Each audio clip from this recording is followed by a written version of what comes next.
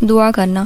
ہم بہت سے لوگ دعائیں تو مانگتے ہیں، لیکن اکثر ہماری شکایت ہوتی ہے کہ ہماری دعائیں قبول نہیں ہو رہی یا ہمیں دعا کرنے کا طریقہ معلوم نہیں ہوتا۔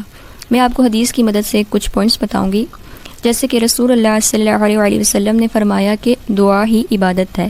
تو عبادت کا ایک مکمل طریقہ ہوتا ہے، اس لیے دعا کرنے کا بھی ایک طریقہ ہے۔ ایک اور حدیث ہے کہ نبی کریم صلی اللہ علیہ وسلم نے فرمایا، جب تم میں سے کوئی دعا کرے تو پہلے اللہ کی تعریف کرے، پھر مجھ پر درود بھیجے، پھر دعا مانگے۔ ہم تو بہت جلدی دعائیں کرنے لگ جاتے ہیں، یہ بھی ٹھیک ہے، لیکن اگر سنت کے مطابق دعا کی جائے تو وہ قبول زیادہ ہوتی ہے۔ اللہ تعالیٰ سے دعا یقین کے ساتھ ہمیں مانگنی چاہیے۔ حدیث مبارک ہے کہ بندے کی دعا قبول ہوتی رہتی ہے کہ جب تک وہ جلد بازی نہیں کرتا یا یہ نہیں کہتا کہ میں نے دعا کی مگر قبول نہیں ہوئی۔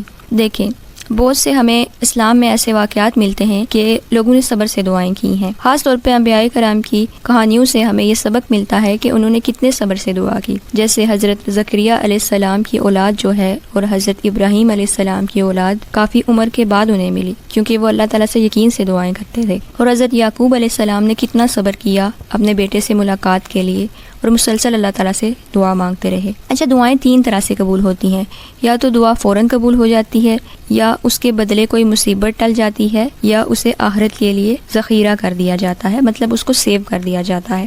تو اس لیے سب سے پہلے تو آپ نے دعا کو ایک عبادت سمجھنا ہے، اور سنت کے مطابق آپ نے دعائیں مانگنی ہیں، اور یہ بالکل نہیں سوچنا کہ ہماری دعائیں قبول کیوں نہیں ہو رہی، کیونکہ دعا ہمیشہ ہی قبول ہوتی ہے۔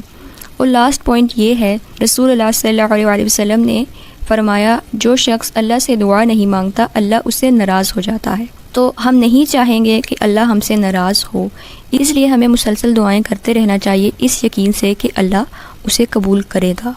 اور ہو سکتا ہے کہ جو چیز ہم مانگ رہے ہوں وہ ہمارے حق میں بہتر نہ ہو اور کوئی مصیبت ٹل جائے، یا پھر وہ آخرت میں ہمارے لیے نیکی کا سبب بن جائے۔